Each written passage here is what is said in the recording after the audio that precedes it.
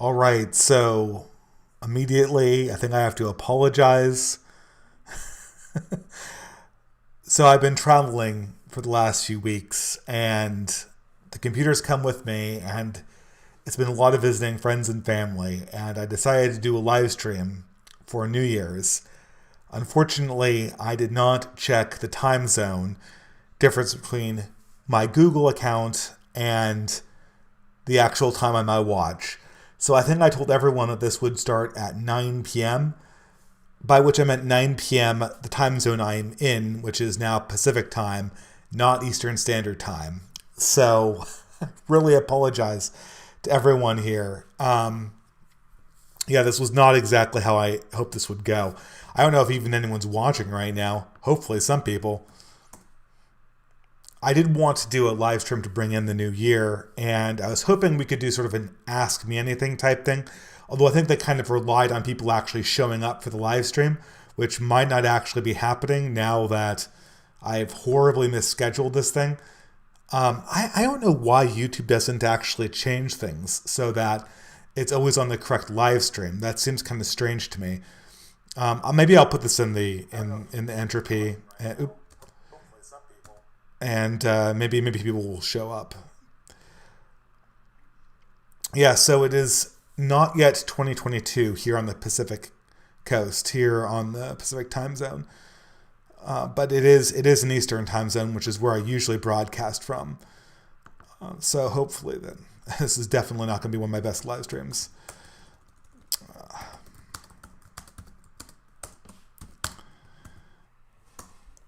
Yeah, so I have been traveling a lot in the last week or so, which has prevented me from making any regular content. It's a little unfortunate, but we wanted to see friends and family. And for us, friends and family are all either in California or British Columbia.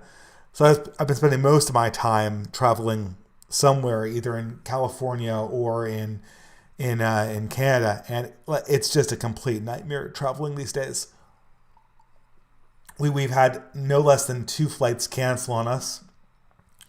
Moreover than that, you need to have constant COVID tests to get on any flight and to go across the border. And especially if you're doing international travel, you have to have a COVID test 24 hours before you get on the plane. And and they're shit at processing these things. They're delayed. So we had one flight which we couldn't even get on because the COVID tests hadn't come in yet.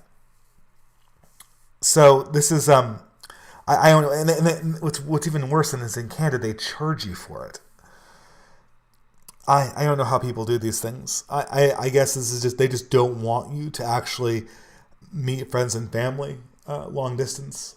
I think it's a little unfair though. I mean, who am I kidding? Of course it's unfair, but it's not. I would say it's unfair to my family to not, to not let them see their grandchildren, and my wife has her friends in Canada, so this is just sort of the road we're on.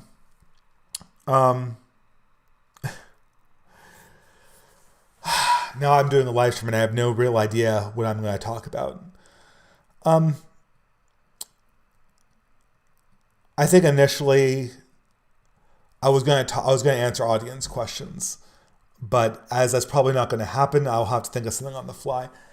Oh, I could talk about perhaps prospects coming into 2022. I've been listening to a lot of the streams on Millennial this year, and I've been listening to what a lot of people are telling me. And, I think a lot of people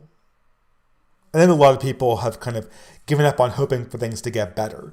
People just want to have new modes to live in permanently that make sense to them. They want to know how we live in the world post 2021 or post 2020. And these are kind of ideas that I don't know if anyone's really taken a good shot at answering. I think I just finished listening to Morgoth Reviews talk. Wow, there's like literally no one watching. That's so crazy. Usually I have like a ton of people watching this, and now no, very few people are. I'm not even broadcasting from my home. I'm broadcasting from a friend's house, which is just how weird this whole situation is and how unprepared I am for doing this. So you really have caught me in a raw and unprepared state. So I have to think of something to talk about. Anyone who's in the live chat right now, they can just suggest a topic and I'll talk about it. You have a unique opportunity. You can take this opportunity to actually ask me questions that I wouldn't ordinarily answer, or you don't even need to give super chats. You just need to give me an opportunity to make content off of this thing. Yeah, I guess coming in 2022, I think a lot of the people who had the best takes on millennial and people who are talking about things that make a difference these days, I've noticed are people, there's one sort of dynamic that I think that we're dealing with right now that's a little bit of a problem. And that's the dynamic between sort of anger and coming to terms with where we are right now. This is sort of how things kicked off with people like Philosophicat and other people who were trying to say, okay, our ordinary ways of dealing with things. And I know Philosophicat probably didn't put this in the most politic way, but she's something like demographics don't matter. It's all about the Great Reset right now. And I'm not so sure that's like a very good way of putting it or a very apropos way of putting it. But it did sort of capture the big dynamic, the big conflict in millennial this year. The big conflict in millennial this year were between the people who wanted to focus on maintaining outrage and people who wanted to try to move into a different mode. And I think the conflict's a little bit artificial, but it's there. Here's another, another tweet. I think everyone's expecting me to probably say something like, oh no, we need to put away the rage. We need to focus on moving into a new way of living, a new mode of turning a page and not having our mind stuck in the past. That's my usual line, right? That's what I usually say on this show. But I don't think it's really that simple. So in her talk, Philosophicat was going on about how demographic replacement, immigration rates, this was an old hat. This is something from the old right wing.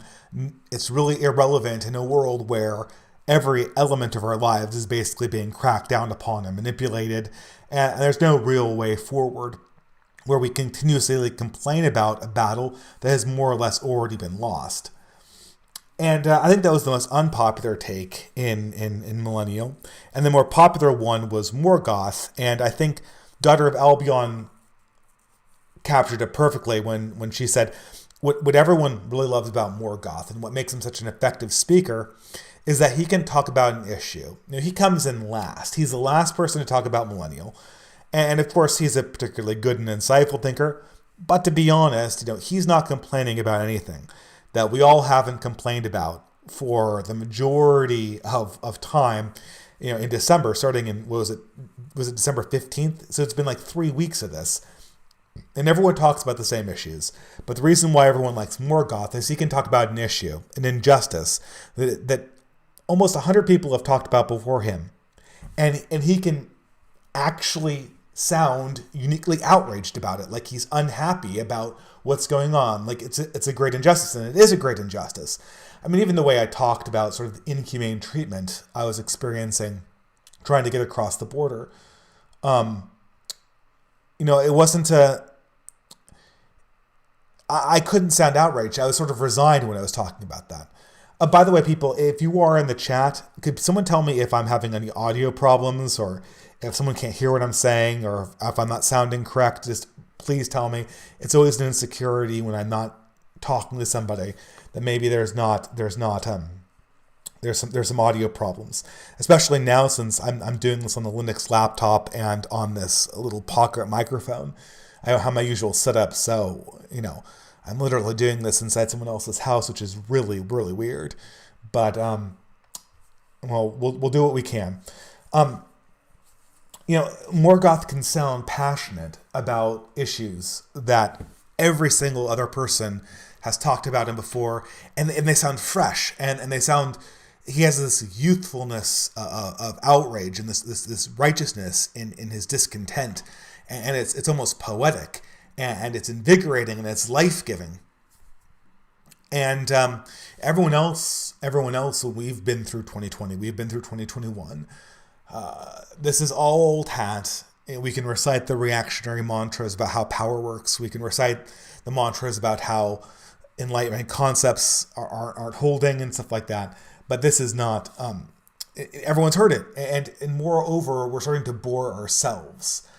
And so you have this dynamic, right? Philosophicat wants to move forward into something new.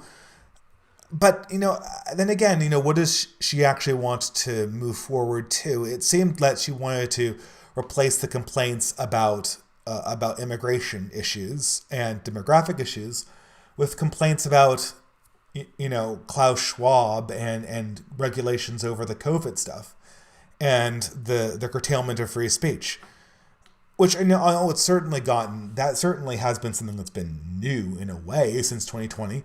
But when you look at things in a broad enough time period, this is the continuation of the same thing.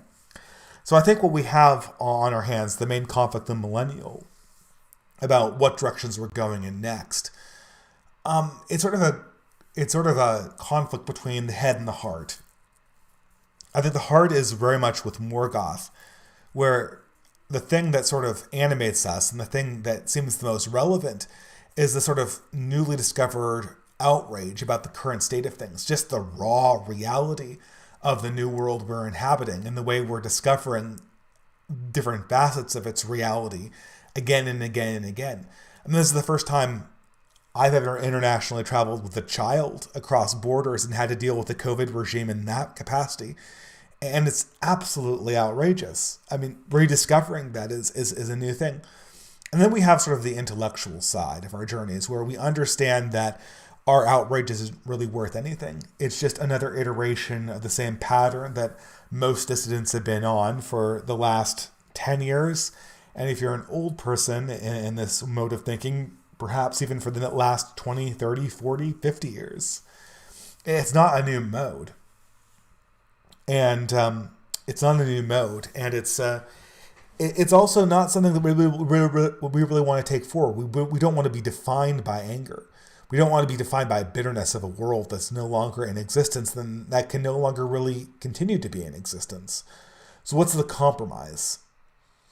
Someone's from the chat saying 2022 is looking surreal. Yeah, I think that is absolutely, 2020 was, this is the new world. 2021 is, it's not going away, it's probably getting worse. 2022 is just sort of a phenomenon that's almost impossible to imagine. We don't really have the capacity to imagine what it's exactly going to mean for us or for anyone else. And so I think people are struggling to figure out what the best reaction to this is. I'm not so sure I have an exact answer. But I think it's, I think there was this tweet from Richard Hanania, who is a Substack writer. And I can't remember, I'm going to pull up Telegram so I can get this quote properly. It was probably one of the worst tweets, the worst takes I've seen in quite a long time. And, not to do live streams about Twitter takes. That's sort of shit tier content, right? But this take was particularly bad, but also kind of indicative. So Hanania is a Substack writer. He comes from sort of the Curtis Yarvin. And he's definitely a defrocked progressive rather than a reactionary like Yarvin. But, it's the same sort of left-brain thinking. How do we intelligently analyze different facets of power, redescribing elements of the Great Awakening, and so on and so forth. And, he's one of these people. And he Jennifer Rubin, who's her typical neocon, I mean, we call her a neocon, but she's really a progressive establishmentarian. She tweets this thing about how, oh, guess what, guys? COVID-19 probably isn't really that deadly. So it's responsible that we can kind of taper off the plans for lockdown. it's really good that we have to really keep in mind that it's really death rate we should be looking at and not caseload.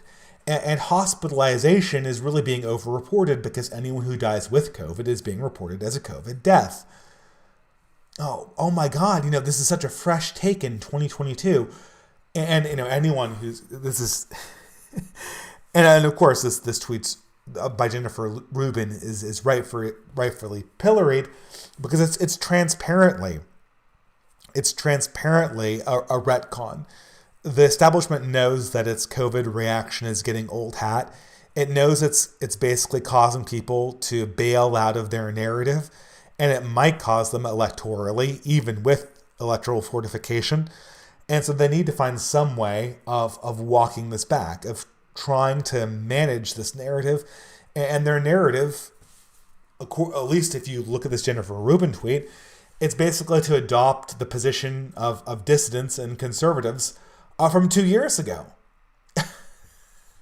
And we're supposed to buy this as their fresh idea. And of course, Richard Hanania, his reaction is, oh, gee, guys, look, they're agreeing with us. This is victory. We should just let them take this position, and so we'll be able to have an off-ramp from our COVID hysteria. Okay, great. So they call us liars and deplatform us for 2 years. And now when it's useful to them, we should receive it as a great victory that they eventually adopt they adopt reality when it's convenient for them. And we can allow them to take this. We can allow them to make this move. We should just be happy that the truth's coming out, and not see that this is just a process where both truth and falsehood is weaponized against the enemy's regime, against the regime's enemies. And I don't know. It's sort of like you look at this tweet from someone who's supposed to be analytical, and you're just thinking like, what are you thinking, Richard? This is insane. How will this work? They punish us for being right when it's inconvenient, and then they swoop in with our answers later on and reconsolidate their political problems, and then we're supposed to endorse this. This just doesn't work, and this is just sort of strange. It feels like what's happening right now is that the future is sort of being used as a ransom against people who care about broader truths. They're saying, okay, look, we can work together for a future as long as you help us consolidate around a common narrative and help us clean up this mess. And in this environment, I'm not so sure that the sort of blind rage isn't the more appropriate response. It's strange. Yeah, I usually have people just texting me questions all the time, and I'm noticing nobody's actually giving me questions right now. It's kind of odd. Guys, I'm kind of relying on you to ask questions during this time, so please do. I was going to talk a little bit more about Millennial, but my observations, I haven't really consolidated them. I've been traveling all day, so I really am quite underprepared for this live stream, going solo. So, I guess, people appreciate Morgoth because of his sincerity. And I think the problem with Philosophicat and the problem with me when I talk like this about the future and the need to plan for this is that the raw reaction is sincere, and the platitudinous idea about building something is not really apparent. It's not instantiated in any realistic way. I can tell you that we should be looking for new directions of thought and new modes of being. And I can talk about specific examples of people want to talk about that. But what am I actually offering, right? I don't know if I have an emotion to offer on this. I'm seeing the same reality you guys are. I'm seeing the same bleakness as you are. I'm seeing the same isolation as you are. And I'm just trying to process what that all means and what future can possibly come into existence. And I don't know if I can really have an emotion about that yet. Certainly not the ones of just walking into a town or walking into a city that once was beautiful and vibrant and just seeing it consumed by crime and urban degeneration and just lack of community that's brought on by endless lockdowns, endless social distancing, endless paranoia about any number of things that were completely mishandled by our government. I can't not be sincere about my dislike and distaste for leaders that have led us to this position. And I mean, I don't know. In my opinion, it's always good to stick with the sincerity. It's always good to stick with emotions that you're feeling and not to discount those for sort of airy platitudes. When in doubt, always choose the honest approach to the world. Let's see if I have any questions here. So someone asked from the chat, how much do you think America's declining world power played a role? How much do you think America's declining world power played a role in the changing of the COVID narrative? Well, that certainly has to be part of it. They're experiencing inflation, and they're experiencing a lack of geopolitical power. But right now, they haven't officially changed the narrative. Right now, what we're seeing is them just testing the water. And they're worried that they can't change the narrative at this stage. I wouldn't be surprised if there's another round of media bans. If in the event that they change the narrative, the problem really is it's not us on the distant right for a narrative change. The problem for them right now is just the normie-cons. Because although the normie-cons aren't going to, the neocons, the Ben Shapiros, the Federalists, the Federalist website people, even the Glenn Greenwalds, they're not going to question the core premises around liberalism or the core premises around secular attitudes or the mistakes we've been making for 60 years. Even the Adam and Sitches, but they're not stupid, right? They know what these guys were saying 9 months ago. And when a tweet comes out, like Jennifer Rubin's tweet, completely contradicting what they said 9 months ago, they're going to point that out, and they're going to tell everyone that they're essentially backpedaling, and they're doing it for political convenience. And if that occurs, there's going to be a certain loss of political power on the part of the establishment domestically. And if the past is any judgment for the future, our regime never trades. It never sacrifices domestic power for geopolitical purposes. That very rarely happens. A related question people are asking me, where are the Republicans going to go in the new year? I don't know. I think that's the least interesting question because I think that the Republicans have the easier of the two positions right now, and that is that they can just play the whole Virginia plan, the DeSantis plan, just be the anti-Democrat party, and they'll probably do perfectly fine in the midterms. The Democratic Party is historically unpopular, and they don't even really need to have any ideas. They just need to be not Democrats, and they'll probably get some power. I think ultimately this is going to be completely useless because ultimately what this is going to mean is they're going to implement Democratic policies. They're going to enforce Democratic laws, including Democratic speech codes. And the system as it exists in the unelected portion of the government is going to continue apace. There's not going to be even a hiccup. So I don't see this is not like a long-term solution in any way. Okay, the first sort of super chat.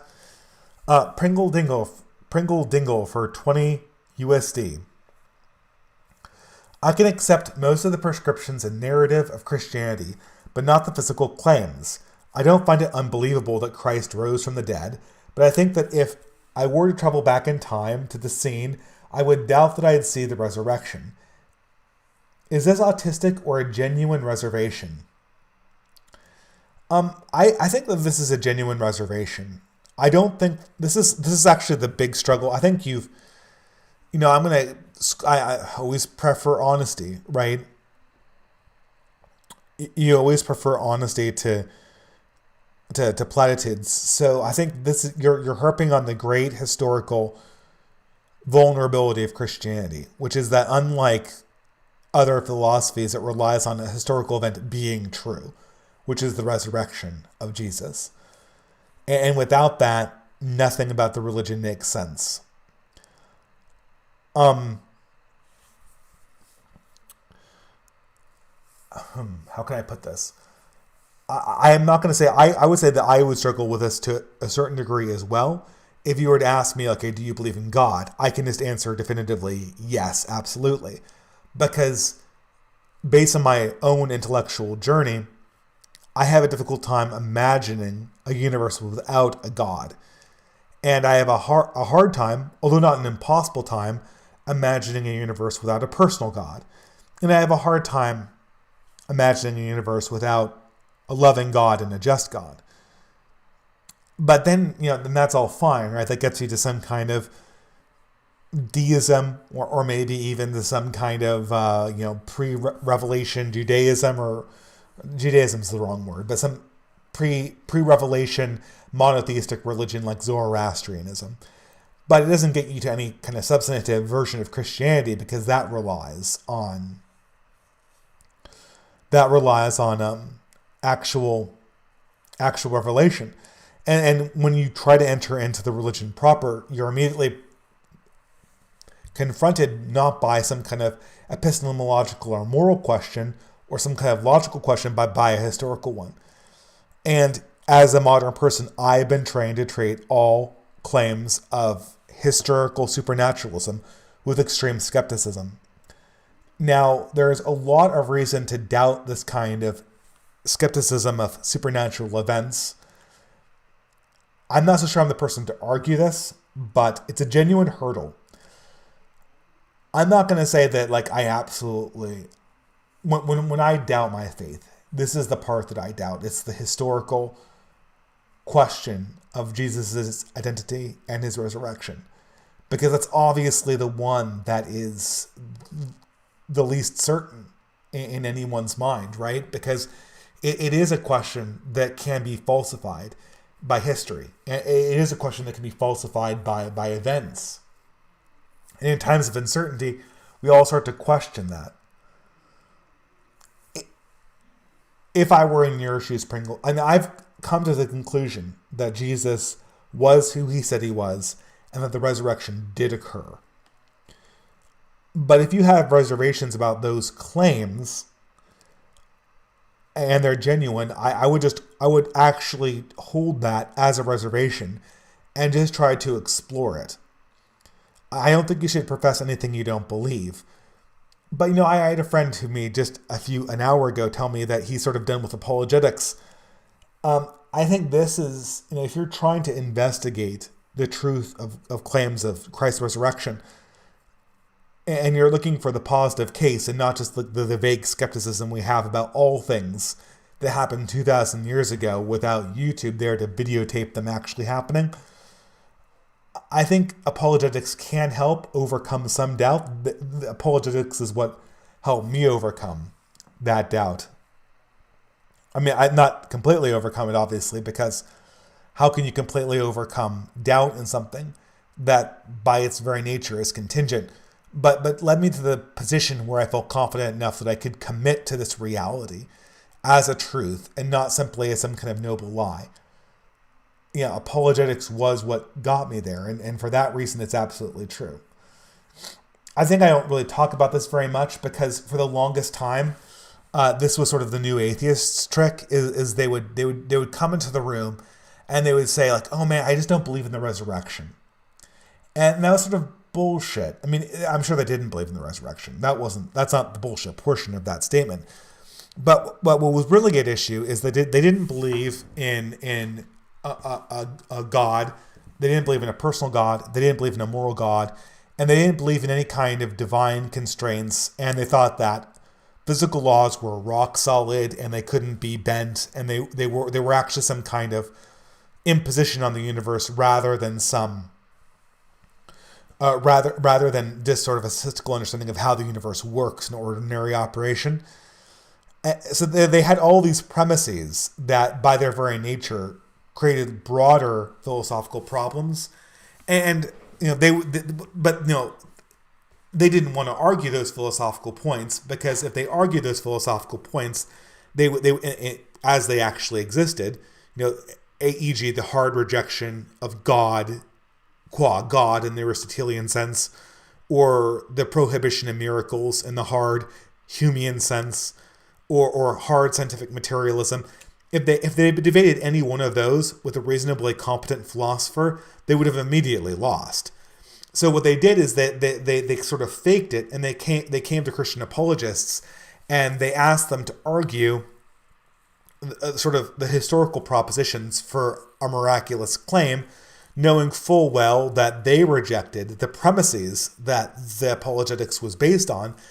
And moreover, the audience that they were playing in front of also rejected the premises that those claims were based on. So they had this really phony scrimmage, this phony debate. And this is why ever since that new atheist sort of style of debate, I've grown really tired of these sort of fake moderate positions, these moderate positions that are just designed to let one side win and demonstrate the flaws of the other without actually discerning what's philosophically true. I think that this was sort of a trick they played. So oftentimes I think, Pringle Dingle, if you were to bring this question up, you might get some, you might not have it answered because we all been kind of faked out by the new atheists. But return to some of these people like William Lane Craig, or at least Strobel, and all these people.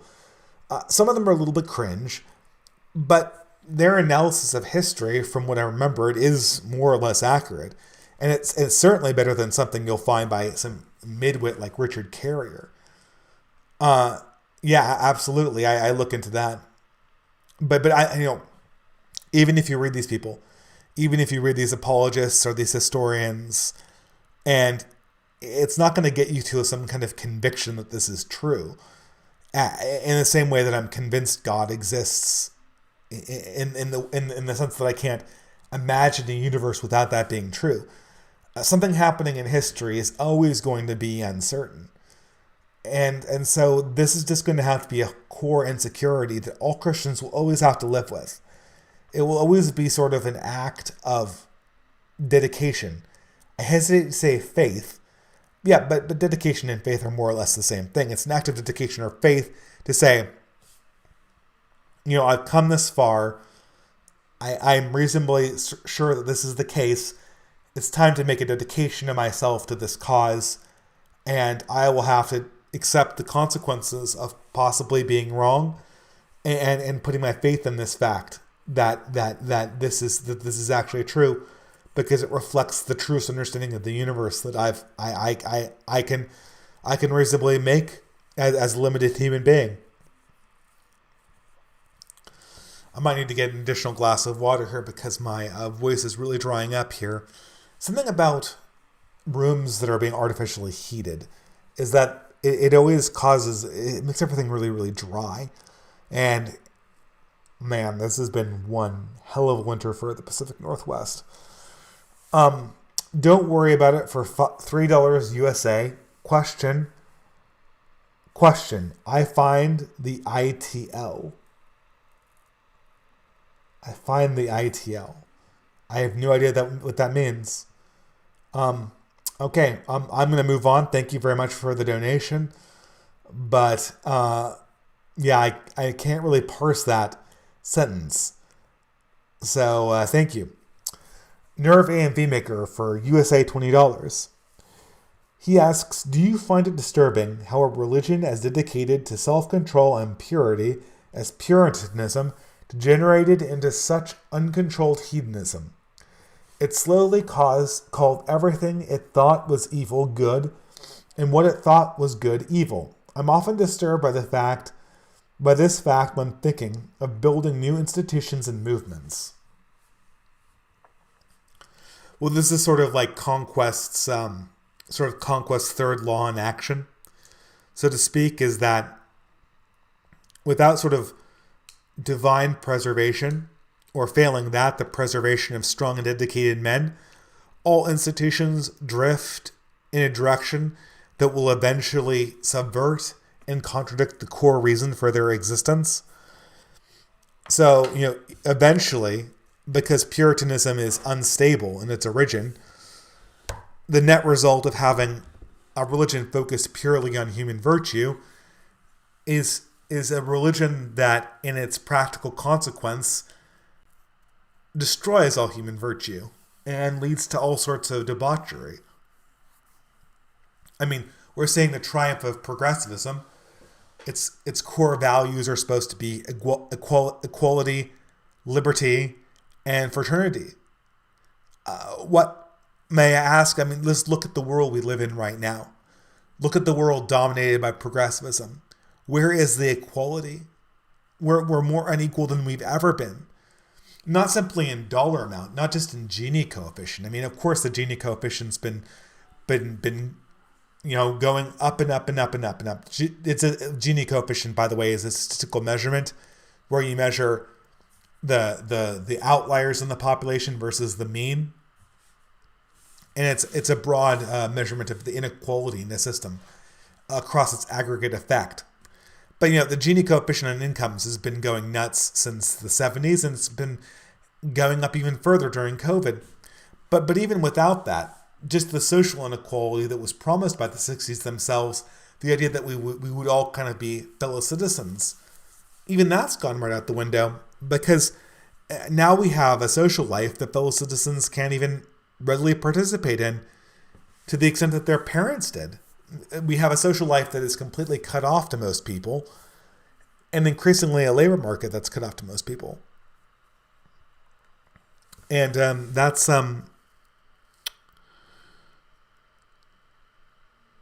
and lest we forget about it, equality, liberty.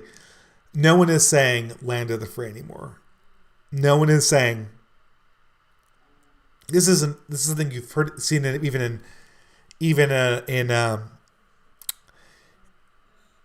even among sort of the cringe conservatives of yore, is they used to be all in about this. America is the land of the free. America, liberty, we love it. We fight for liberty, liberty. A lot of the First Amendment fetishism has been of that nature as well. And you don't hear them saying that anymore. It's more or less absent from. It's more or less absent from the conservative stuff like the Federalist. I occasionally listen to Federalist podcasts just to see what the normie conservatives are up to, and you notice a big step down from 2016 era conservative podcasts, even the intelligent ones like you'd hear from National Review. Liberty and the Constitution was always a big part of that. Now it's more or less gone. Now it's more or less just doing the same thing we're doing, documenting the perpetual sliding into nothingness that's been caused by the Great Reset and the various other changes we've been gone into. And then finally, the virtue of the French Revolution that no one ever talks about, but we should talk about more, fraternity, brotherhood. I mean, it's almost a joke, right? I mean, when was the last time anyone has looked at the society they occupy and felt like they're really in some kind of brotherhood of men? This is so funny because, at least in my experience, the more progressive an institution is, the less fraternity there is. In my experience, conservative institutions have a hard time organizing. They have a hard time coming together. But when people are there, there's a certain amount of brotherhood, sisterhood in some circumstances, perhaps. There's a certain amount of camaraderie that emerges in that space. But progressive institutions, and I'm in a lot of them, right? You go to their parties, you go to their meetups, you see how they operate, and man, it's you kind of cringe to yourself. You feel sorry for them. They're all sitting there kind of pantomiming an idea of community that no longer exists. Everyone's anticipating being backstabbed by the person next to them. And, this is Adam Brendan's going to jump out of the woodwork and claim that I'm using my own personal experience, when I could be using data to show decline in trust and decline in community. Yeah, you can easily see this in the data. We've been doing polls about people's social cohesion and their trust among other people and in institutions, and that's been going down and down and down and down. In the last 2 years, it's just absolutely been floored. So I see some more super chats, guys. I need to pull a quick break while I get some more thing to drink, because my voice is cracking already. So I'll have to do that very quickly, and I'll be right back.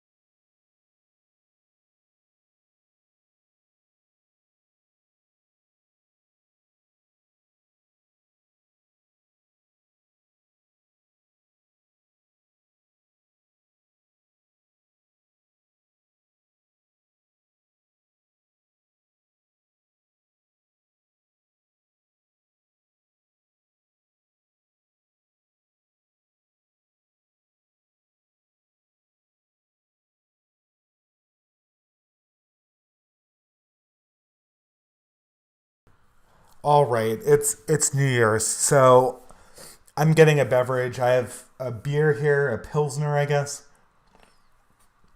I rarely drink, but my voice needs it. So, all right.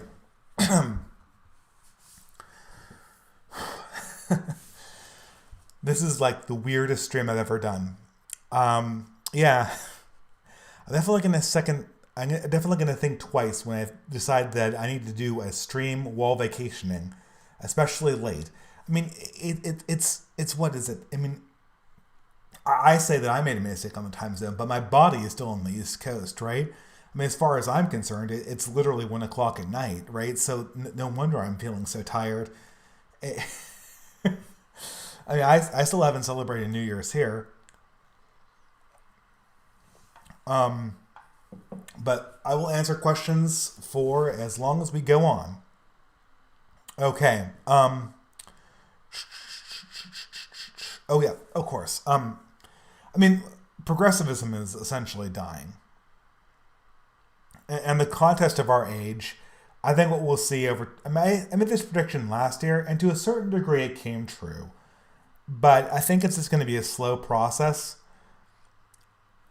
The process we're undergoing is people believing less and less and less in sort of the progressive promises. They'll either have to transition their beliefs to some kind of weird Gnostic religion where A can be not A, and where material lack of progress can be seen as progress in some other dimension that is not physical. And I think sort of the trans movement is uniquely set up to do just this. It's uniquely set up to be sort of in denial about the state of existence, because it's in denial about the state of physical reality. They're either going to do that, or they're going to go to hardcore communism, or they're going to be sort of caught flat-footed in this situation that I think a lot of people are right now, where they just where they can't be progressive anymore, but they can't move anywhere else, right? They've never been taught to think in any other direction. They've been taught to go in one direction, and that's to the left, and they've been taught to expect one outcome, which is continual progress. And now their two expectations are at odds with each other, and what we see is sort of a death of belief in progressivism. Now, I mean,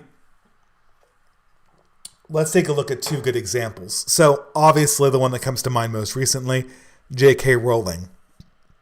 Her cancellation with the whole mean, her conversion to turfdom, which is to say her obstinate refusal to deny reality for the sake of progressivism, and her subsequent excommunication from the progressive church. This is sort of delightful and funny to see, J.K. Rowling churning out sort of these turf manifestos and these books where trans infiltrators are villains, and it's all a lot of fun. Another interesting sort of apostate was Lindsay Ellis, right? And this is an interesting one, and she's not an apostate, right? But she is a functional apostate. So if people have been watching the YouTube drama, they'll have seen that Lindsay Ellis, aka the nostalgia chick, just quit YouTube permanently. She had enough. A year back, she made a no-no tweet, and her fans brutally turned on her. And this was, it was so esoteric. The offense was so rarefied that nobody reading this who wasn't plugged into sort of the progressive meme machine would have even understood that an offense could have been taken from this tweet. But nonetheless, her fans turned on her like the progressives always do. And okay, fair enough. What happens? You get one ratio tweet, you get one disliked video, you release a bomb. I mean, who hasn't had that happen to them? As a matter of fact, this video is probably going to bomb. This video is an absolute lemon of a live stream. I started it at the wrong time period in the wrong time zone with a voice that's much too tired to talk for as long as I should be talking. And it's a lemon, right? This happens. People will downvote this podcast.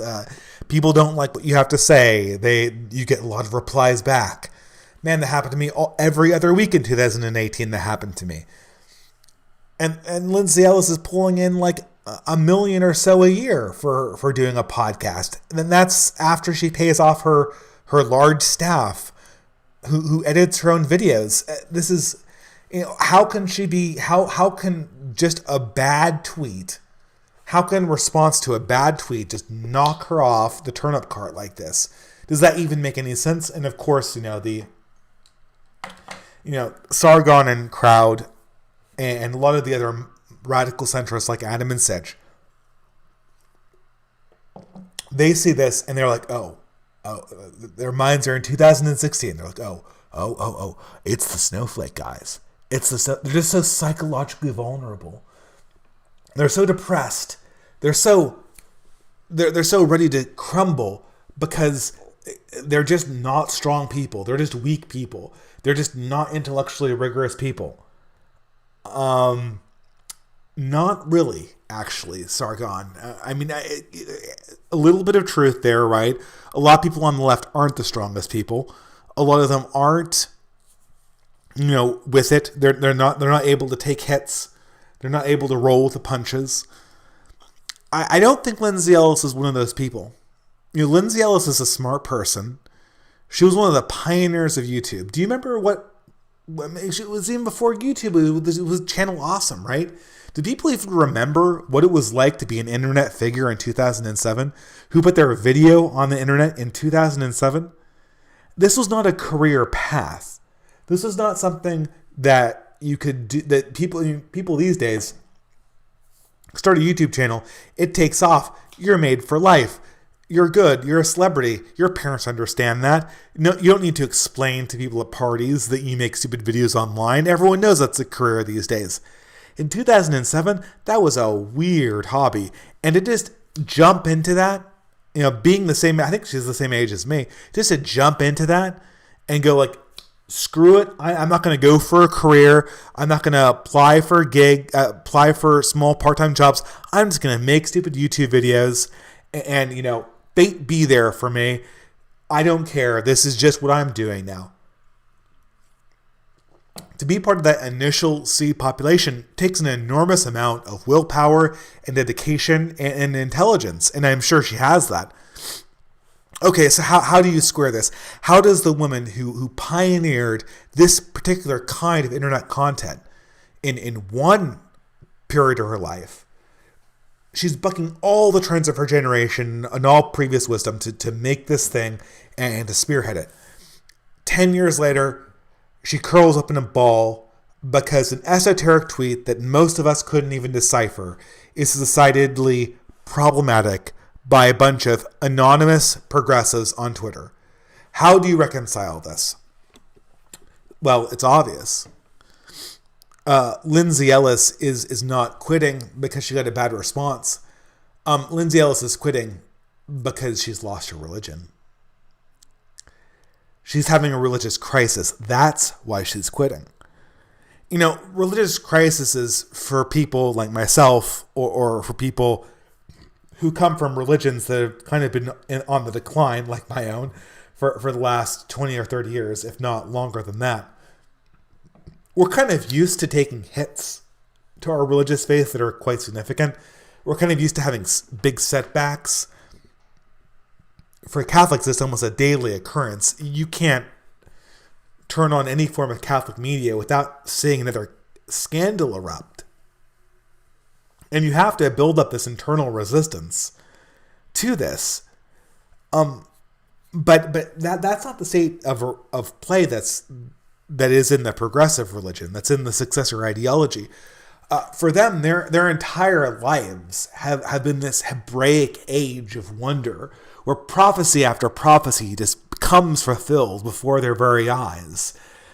This is the age of their god kings, where the world will be remade in their image.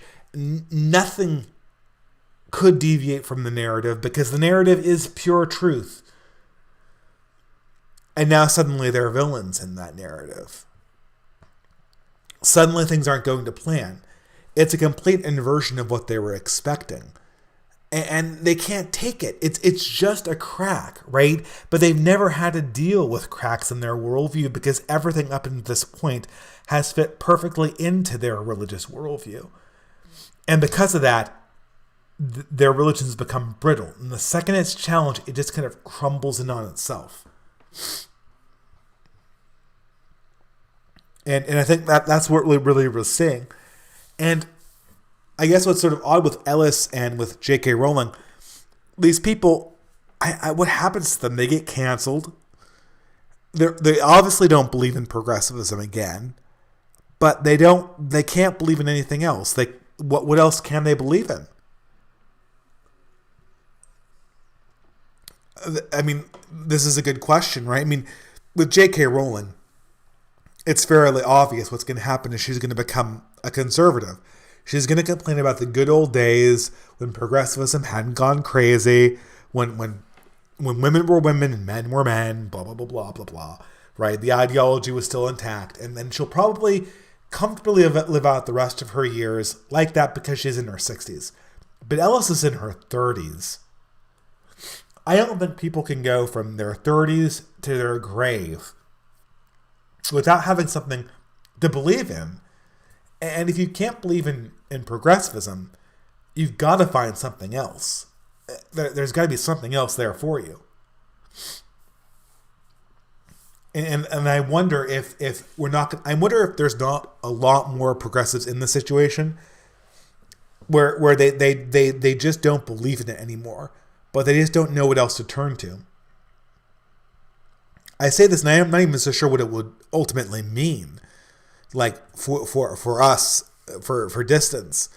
But I know it means that the narrative of the mainstream can't continue forever, and I think people are feeling that on an emotional level, at least at first.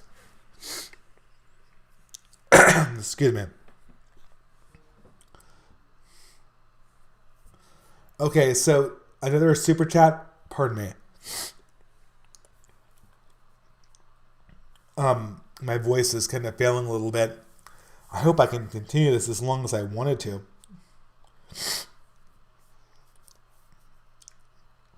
It's just these dry rooms. I apologize. Jan for USA $100. The Masters and their coof has cost me to endure the holidays with a 2.5-year-old and a newborn with no family support from either side. The country I'm in is completely closed except for refugees, immigration.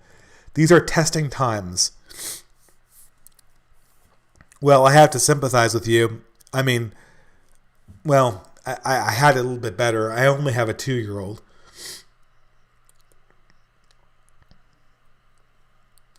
Pardon me.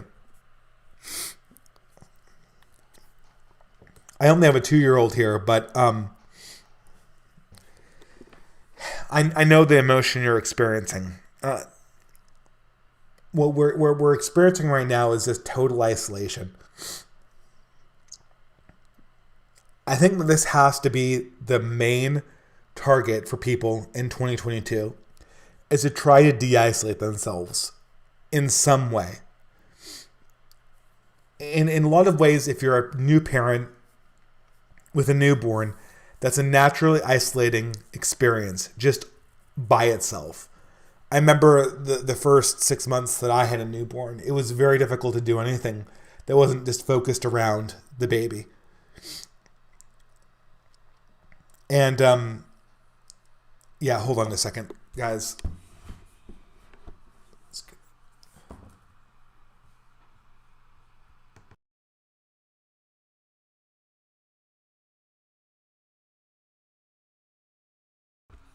All right, I'm sorry about that. Okay, I remember being the parent of a newborn. It's a naturally isolating situation you find yourself in. And I think that, one, I would say that we are going to have to, for a time, operate in situations that are very isolating in some way, shape, or form. I hope that the internet can help with us a little bit.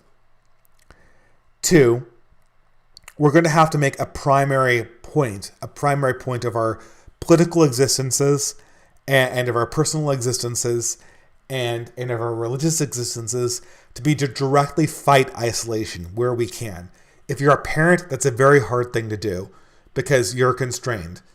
But as younger people, as people like myself who are kind of coming out of the harder years of parenting, or at least the more isolating ones, this is something that we can try to directly confront, and we should be directly confronting this. And that is, we should be trying to directly confront isolation. We should be trying to build community. More and more, I think that the thing people need to do in 2022 is just to try to move their online identities and their real life identities and make them as aligned as possible. At least from my point of view, that's what I want to do. I'm tired of living a double life. I really am. I have all these friends that probably would disown me if they knew my real political beliefs, or at least I did before COVID, right? COVID has really given me the opportunity to say, I really don't need to make the effort to keep this friendship up. I'm going to live my life. I'm going to express my opinions the way I want to. And if I engage in community again, it's going to be in the community that's not going to isolate me for things that I actually believe. Once this barrier is down, I think the seeds of a new world are coming into focus. They're not there yet. It's going to be part of a process. But that will be a strength that I think that we can operate in, that our enemies cannot.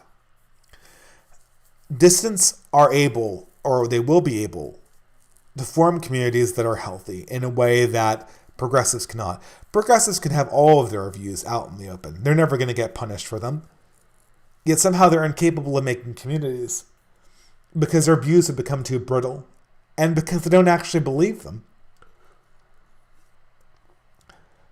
Dissidents, on the other hand, if we live in truth and we're honest with ourselves and the people around us, that's a rock that we can build on.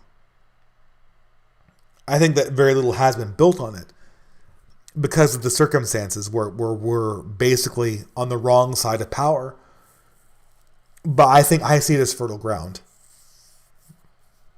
I would like to give you more advice, Jan. I guess I'm still trying to figure this out myself.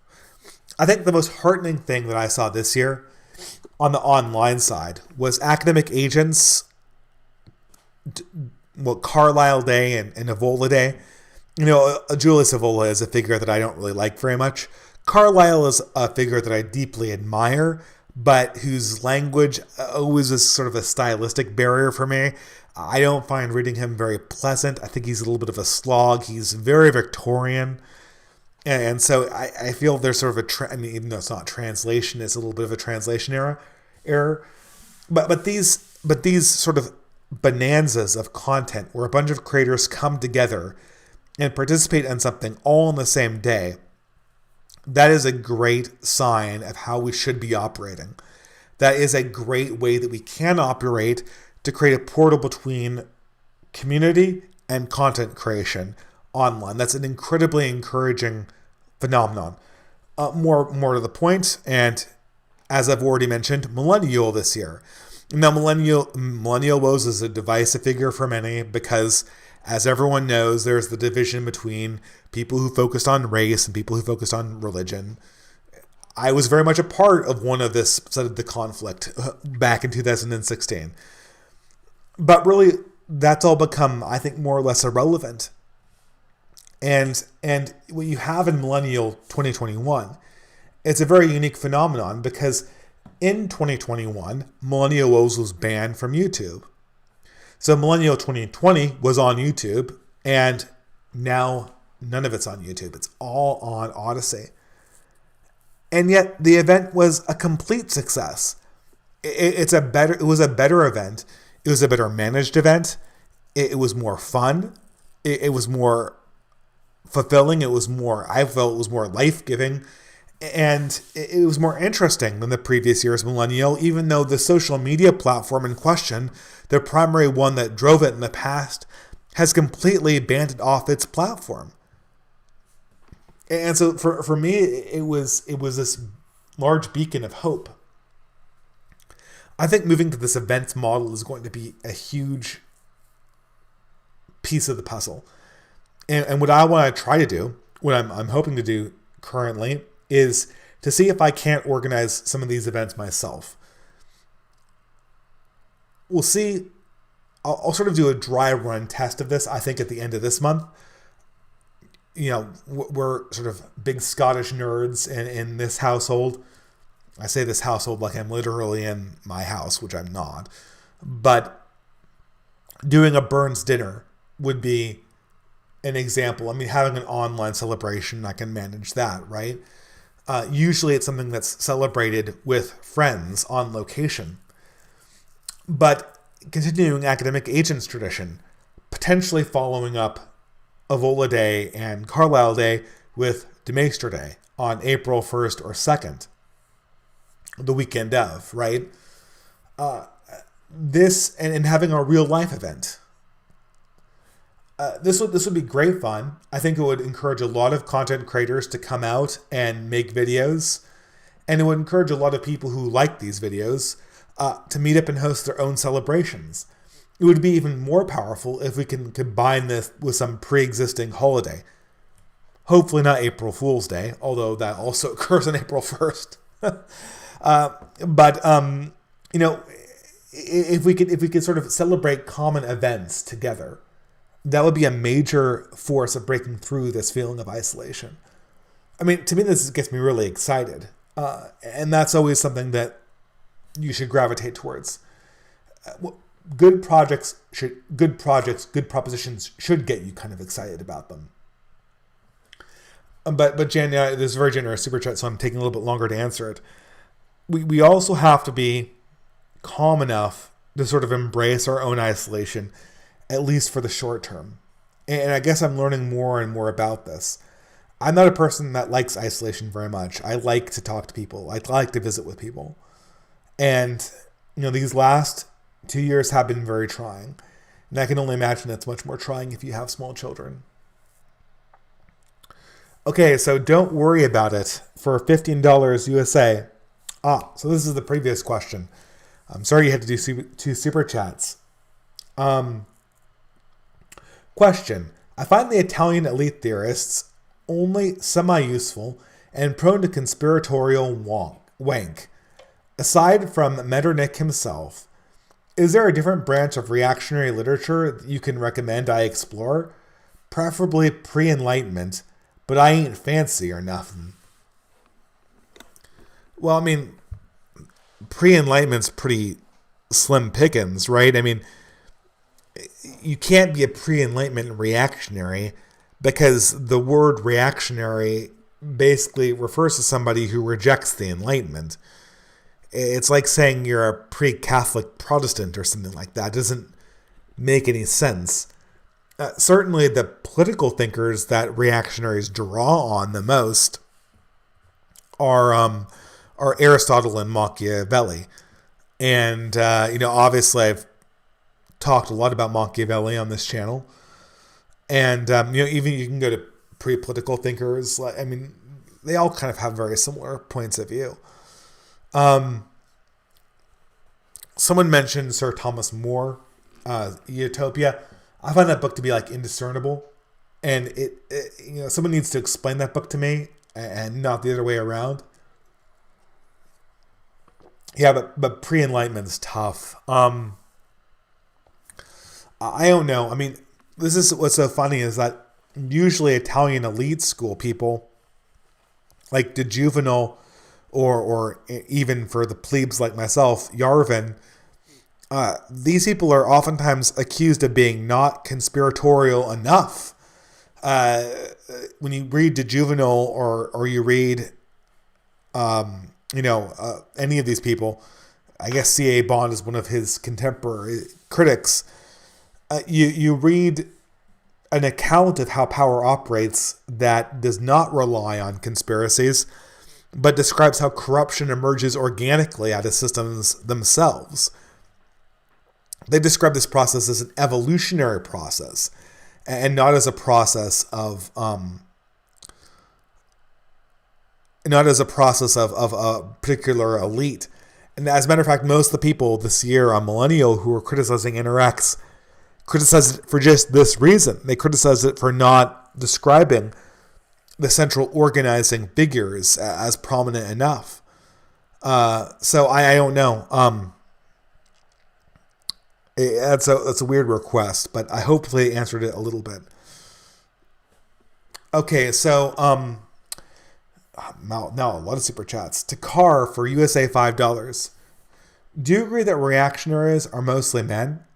How important do you think it is to reach out and try to convince women, especially single women? How would the approach be different? Well, I mean,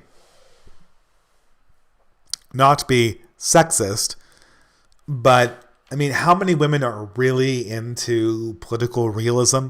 Like politics as politics? Most of the women I've known who've been into politics are into politics because it's a surrogate for religion. I'm sorry, but this is just the case.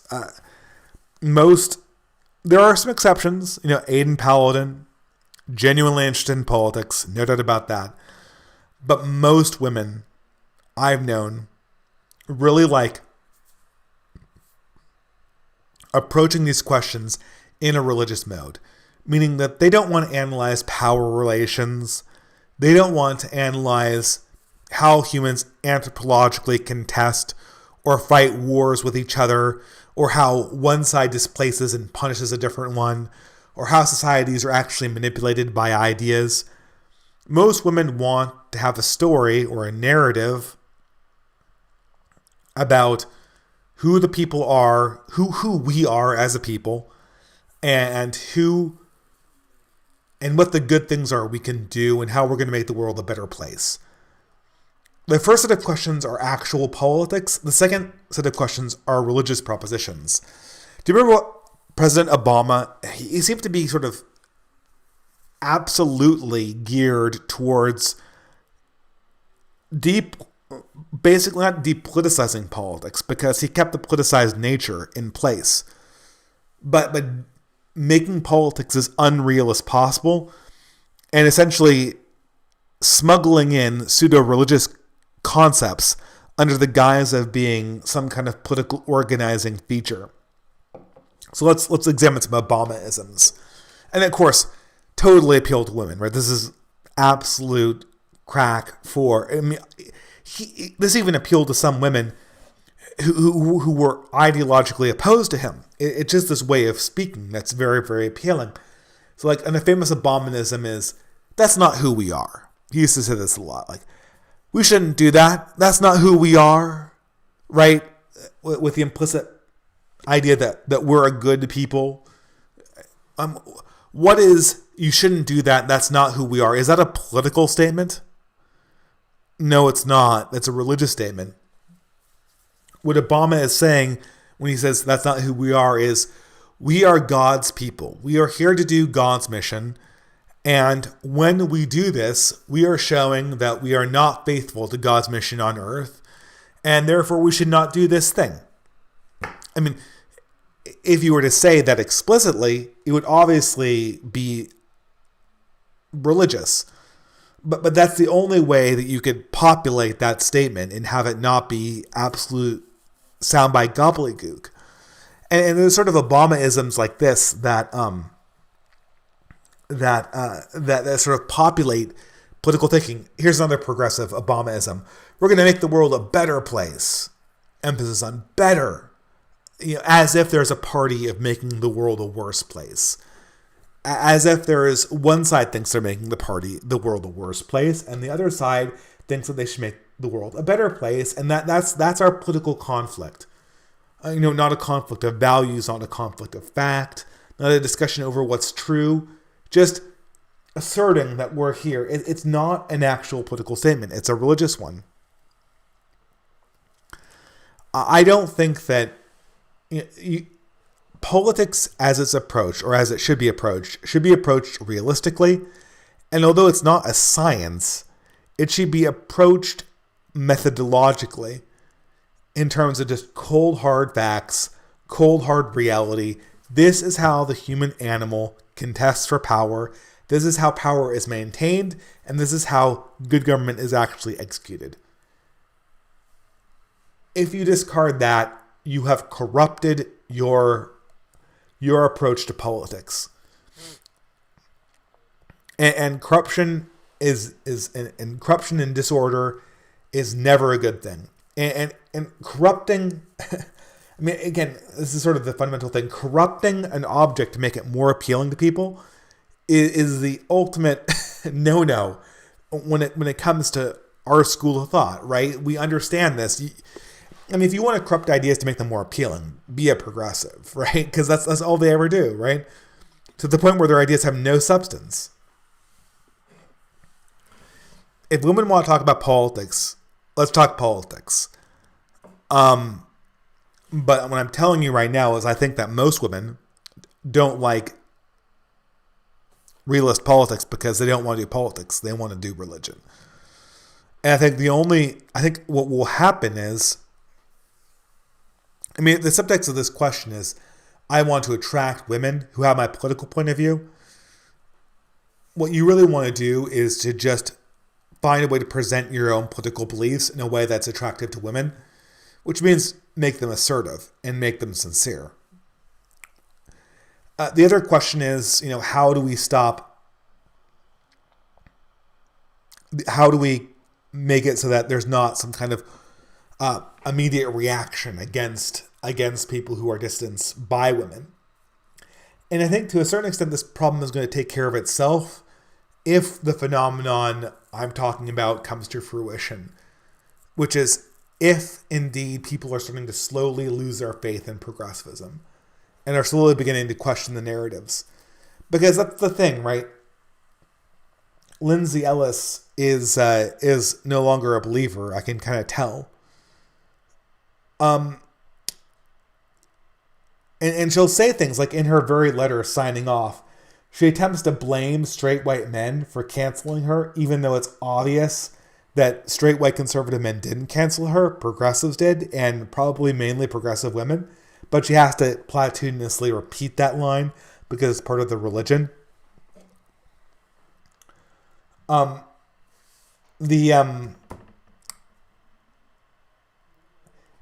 Once people are no longer believers, they stop being highly reactive to ideas. They start becoming implicitly more open.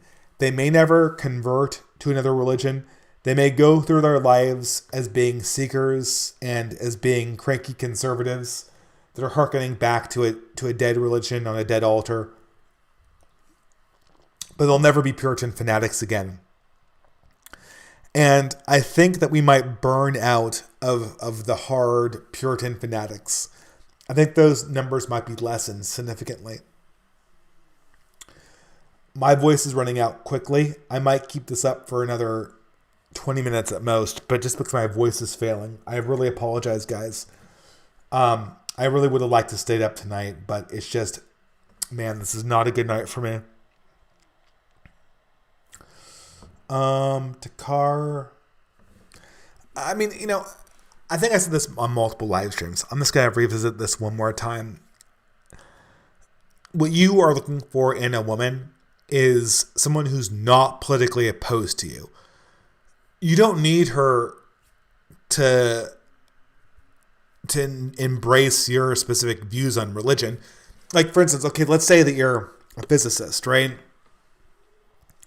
I guess if you're a physicist, it's important to marry a woman who understands that physics is important and that it's a good thing to do physics. But you don't care if your wife understands the finer points of M-brain theory or can explain to you, the Boltzmann, the Maxwell-Boltzmann equations or whatever, right? Like that's not important, right? Like you don't need to have a wife that knows physics. You just need to have a wife that respects it. And that's what you're really looking for. If you're asking me instead of how do we get women to subscribe to dissident or right-wing or reactionary theory, how do we get them to respect it? A, attach it to strong men. Women naturally respect that. B, hold it sincerely. Women naturally respect that. C, demonstrate how it can actually build community and increase the strength of community. Because women naturally gravitate towards community, and they naturally gravitate towards community that make meaningful promises that they can keep. And I say this having accidentally mispromised the timing of this live stream, albeit innocently. Okay, I think I answered the question. Unskilled laborer for $5 USA. Happy New Year. Please leave the Pacific Northwest soon. You're too important to risk getting turned into a transgender cat lady. I hate to break this to you, but my body hasn't even changed time zones from the East Coast. I'm here visiting people. I've not changed my my citizenship to the Pacific Northwestan. Although which side of the existing border that would be on is still an open question. But thank you, Unskilled Laborer. We should do a podcast again. That was fun last time. I should really talk to Doomer Politics again as well. I think he was a good guy. I got sidetracked because just everything going on and the fact that over the last 4 months, I've had more colds than I've had in the last 4 years easily. My voice has been really, really hurt by this, and I'm just trying to build up strength again. I've been absolutely not able to do any recording. All right, so Logos Ex Machina for USA $5 says, I'm leaving California shortly after the new year. The decision was quite upsetting to me because it meant the life and career I tried to build is a dud. Looking forward to living authentically without vax passports, mandates, and endless hysteria, etc. I certainly sympathize with that, Logos. I hate to say that I moved out of California to pursue a career in the East Coast, and I'm not so sure that was a great idea on my own part, because I'm not so sure ultimately how good of a fit that's going to be if I'm going to be outspoken and living my life the way I want to. Because the East Coast has the same progressive problems as does the West Coast. I will say this in my defense, though. People should absolutely move to communities where they're comfortable. But I really think that the default answer can't always be flee. There has to be space for people to be reactionaries and to be dissidents and to be allies. Even in the bluest of blue cities, there has to always be part of the plan. Everyone fleeing to the hinterlands is not a plan. Having a diverse set of geographical representations, I think, is essential. And I think people who live inside highly blue areas, like myself, I think like Millennial Woes and a few other people, those people are not making it harder for the people who want to move to the hinterlands and find refuge. They're actually making it easier. I need to say that again. People who come out on a different side of the stay in place or flee, people who either move or don't move, people need each other on both sides of that equation. You're stronger if you have a solid hinterland at your back and you live in a blue city. And if you're one of the people who's living in the hinterlands, you're strengthened by having representation among people who live in cities. Both sides are needed in order for anyone's interests to be fully addressed.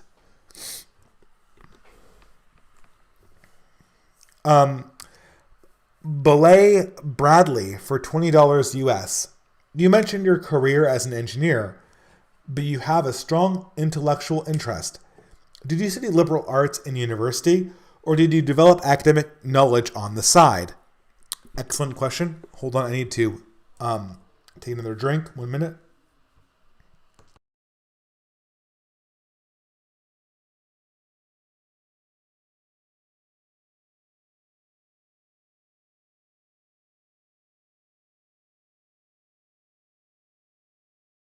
Sorry about that. My voice is failing as we speak. I don't think I ever recovered from that last little nasal infection. So not infection, cold. Affliction. Yeah, it's just the 2-year-old coming back from daycare. It's just an absolute nightmare in terms of diseases. But okay, so for my own biography, so I was a person who really loved politics in high school. The debate club was my number one thing. I read political philosophy all the time. I read books I didn't even really understand, like The Divine Comedy for the first time and Paradise Lost. And if there was a book on politics or that came from the ancient world, I'd be on it. And I also did math. Math was a big thing for me as well. Then in college, I kind of dipped my toe into politics, and I got into my first sort of political science diversity thing, and we had a debate. And of course, I was just absolutely hammered down by the TA. And I just thought to myself, this is just absolutely not a conducive intellectual environment. This is all just bullshit. These professors aren't interested in ideas. I'm just going to follow my other pursuit, which was computer science and engineering. And so I pursued engineering, and 2 years into it, I was kind of like really kind of balking under how dry engineering was. But I found all these other grad students that had a great books club. And so for the last 2 or 3 years of my college education, every Sunday or every Saturday, I forget which one, I would meet with them and we would discuss a book we were reading. And we got through like most of Nietzsche, all of Aristotle, all of Plato. This is 10 years ago, granted. But we got through a lot of stuff and discussed it thoroughly. And that's sort of, since then, that's been my basis for interacting with political science and the arts and literature. And it was just a wonderful experience. It also sort of helped move me out of my new atheist phase. When I got into this stuff, I was firmly in the sort of Richard Dawkins mode. And luckily, by the end of it all, I had kind of reached a sort of weird sort of quasi-Christian deism. And so, I mean, it was a quite good experience. So, easy question, but that was more or less my intellectual transformation. So, I don't see any more super chats. So, as per usual, I will take 15 minutes to answer just at replies, and then I'll probably end the stream because my voice is absolutely dying on me. I really want this to be a longer stream, but I can't maintain my voice. I'm sorry, guys. I really wish I was in better shape. So just reply me your questions, and I'll try to answer them in the live stream. And lots of them. Okay.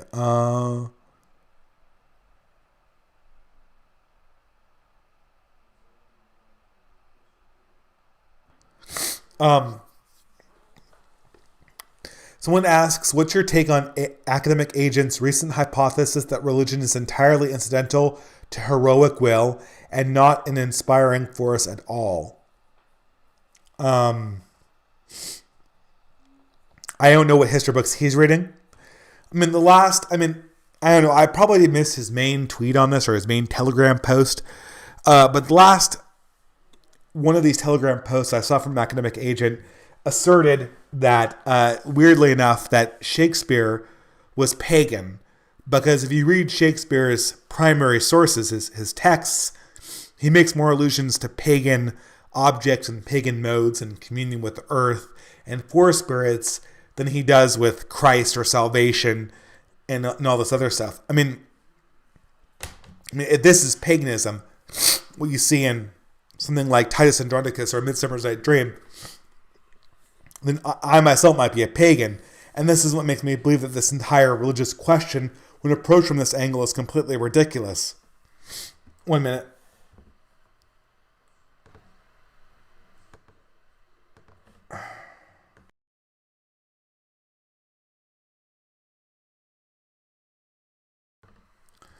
Pardon me.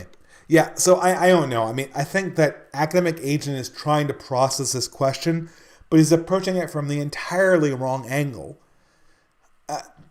Saying that religion is incidental to heroic action, it sounds properly Carlylean, and that's fine, but it doesn't. It basically feels like we're going back to sort of like Ayn Rand Nietzsche will worship when you say it that way, right? Like we're gonna like, oh, it's the will to power. But that's just, what does that mean? It seems to sort of discount the idea of a collective understanding of faith that can generate lots of different saints and lots of different heroes in a different period. When you look at periods of great discovery and great heroism, you don't just see like heroism emerge ex nihilo. You see heroism emerge from a sort of larger collective of belief and dedication. There are ages where seems to be a spirituality in the air. It's not simply an emergence of the will. And so once you just discard the sort of weird Ayn Randian Nietzschean notion that everything, including religion itself, comes from the will, you start asking where will comes from. And your answer has to be, in some sense, spirit. And then the next question is, okay, well, is this spirit purely individual or collective or transcendent? And I think inevitably the question is that the spirit is collective and transcendent. And then you're left with sort of a collective transcendent spirit. And your answer to that is either some kind of Hegelianism or a properly formed religious belief. And in my estimation, a properly formed religious belief is the only answer to this. I hope you do at least one... So Iron Duke, I'm reading out the name because he's a friend. He says, I hope you do at least one stream for January 3rd's Tolkien Day, hosted by Apostolic Majesty. Yeah, I would love to. It's not a great day for me because it's a travel day. I'll see if I can get something in on the side. But I think I'm going to be airborne for most of that day, with a time zone shift in it to boot. So we'll see. I assume January 3rd is Tolkien's birthday. But man, that's a bad day to pick as a celebration, because you're putting it right at the heel of another day of New Year's that everyone celebrates, right in the time period where everyone has had it up to the brim with celebrating things. Maybe we can move. this year, let's do Tolkien Day on January 3rd, but maybe to celebrate the man, we can move his day to some other day that's not in such close proximity to when most people are just flat out unavailable.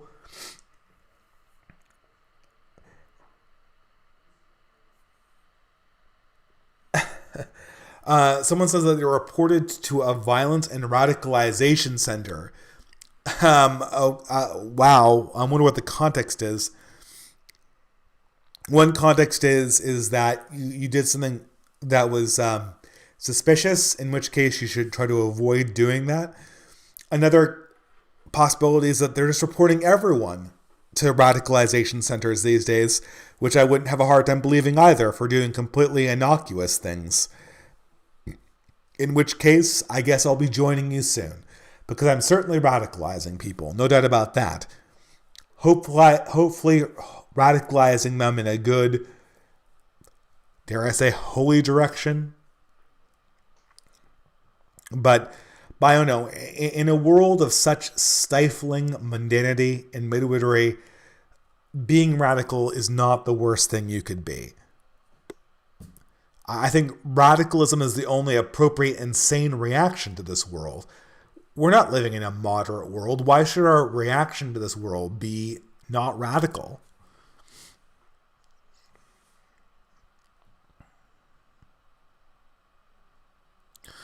A lot of people are asking me about jab mandates and how to react to them.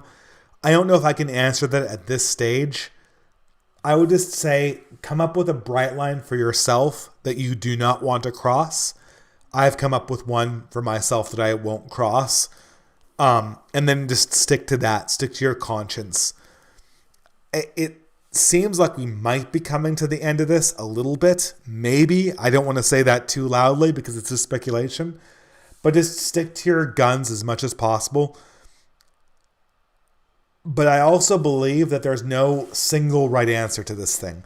There's too much uncertainty.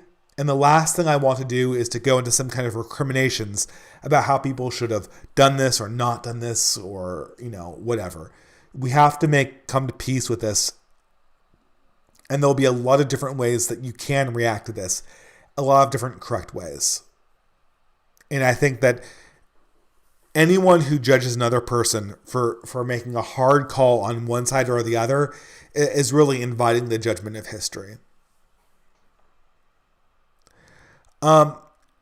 Someone asked me, how come AA and Moldbug but not me? I don't know. You know what I'll do? I'm going to invite Moldbug to do an interview on Joseph de Maistre for de Maistre Day, and maybe he'll oblige me for that. I think as an interviewee for just himself, considering I've already done commentary on him, it might be a little bit cringe for him to do that.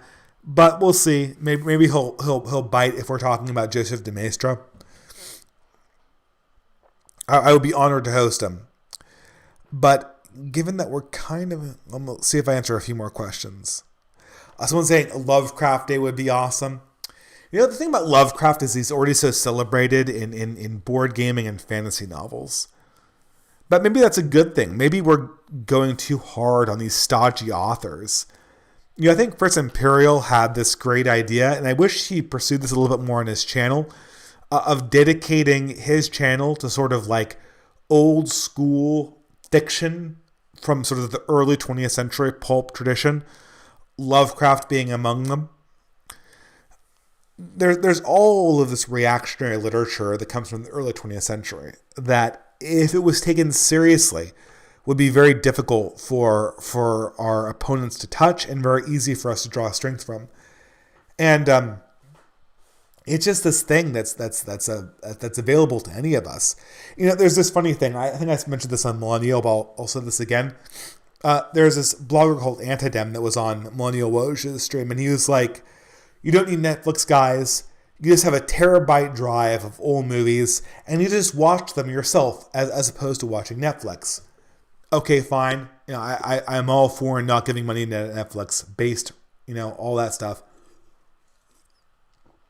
But that's not how you want to do it. When you watch old movies and you read old books, you want to read them with a group of people. Because sometimes people prefer new stuff because it translates better into our age, because it's more apropos to our time, it speaks our language better. But for the most part, the reason why, for instance, here's a good example. This is kind of a cringe example. I play board games, and guilty pleasure exposed. To unwind over, basically in 2020, I painted some miniatures.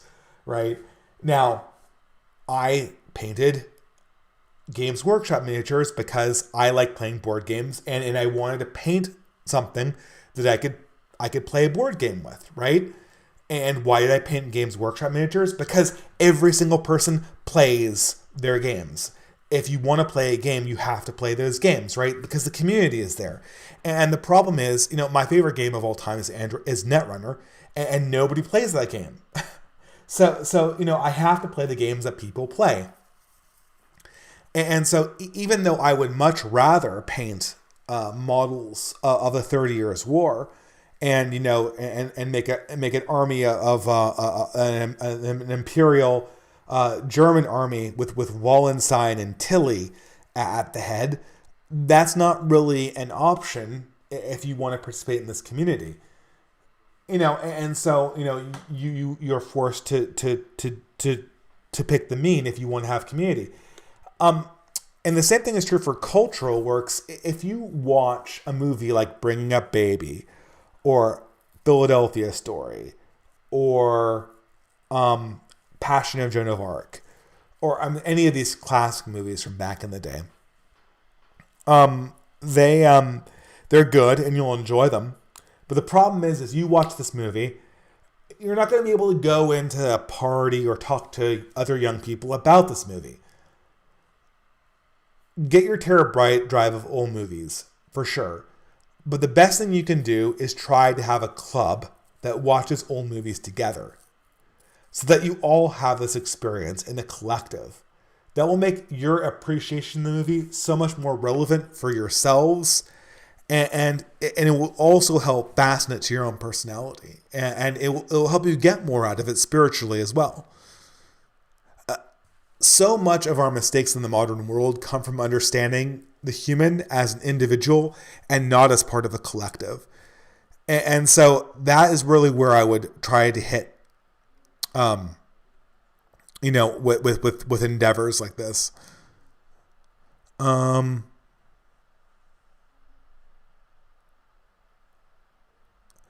last question.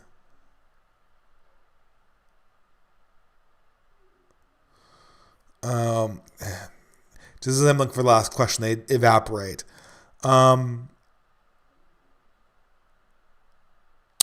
Someone's asking me if I had a talk with Doomer Politics. I did on Unskilled Laborers channel. You can look for it there. It was with a bunch of other people. It was a good talk. Unfortunately, I think Unskilled Laborer was still sort of learning the ropes of live streams, and he didn't realize that if you have having a panel of 5 people is fine if they're mostly sort of anons or small timers. But if you have a panel of 5 people and they're all bigger YouTubers, it's just a disaster because they all try to talk over each other. And so it was a very good talk, but it was a little too crowded. He should have really had just 2 of any of that panel on at a time, and it would have been much more focused. But that's simply a beginner mistake. So I made the same mistake with my career as a streamer. Okay, well, I'm going to end it if I don't see any other questions. Let me check entry really quickly. All right, I don't see any. I'll just say, everyone, I was not able to stay up till New Year's here, but I want everyone to have a wonderful end of the year, wonderful New Year's. Please, in this coming year, I think that a few things should be a focus. First of all, I'll do faith first. Practice your faith in exile. I think that this is something I learned in 2021. 2020 was me perpetually waiting for the church to come back, and it didn't. 2021 was me slowly coming to the realization that, like, okay, we have to be reading the Bible, right? We have to be functional Protestants, at least for this period. And then maybe after we're functional Protestants, a new church can kind of come into existence around that. So it's a focus practicing your faith habitually and in isolation and in internal exile. Second, from that basis, try to expand yourself and your community. Ask yourself always, how can I be building? How can I be growing? And how can I actually live as a social being? And then third, I would say, is keep an open mind. Because I have a feeling that 2020 is going to be a very strange year. I mean, how could it not be? It could get worse, for sure. And I hesitate to say it'll get better. But I think that it's more likely to just get stranger than it is to get definitively worse. And if my money is that it's going to get stranger, I think a lot of things are going to die, but I think a lot of possibilities are going to open up. And I think I was encouraged this millennial saying that a lot of people are prepared for that. And when possibilities open up and you're looking for the will to embrace them, I think faith is a good place to start with that. And maybe I'm sort of answering Academic Agent's question here. You know, I'm with a friend here who has a spiritual vocation, and he said, people really don't make radical transformations after they're 25. They have to solidify on some major commitment in their lives and then use that as a basis for their change. And that's absolutely true. I don't think that... forget if you have a model for sort of like great man heroism without religion, which I don't think you have without religion. I don't think you have a good model for personal heroism without an understanding of religion. And that's why I think Academic Agent has things backwards in the macrocosmic sense, but also, more importantly, backwards in the microcosmic sense. I think it's important to have a basis in religion before we take radical steps and try to transform ourselves. You need that center. And with that last sentiment, I'll just wish everyone a very good 2021, what's left of it, and a happy new year in the year of our Lord, 2022. Have a good night, and blessings be with everyone.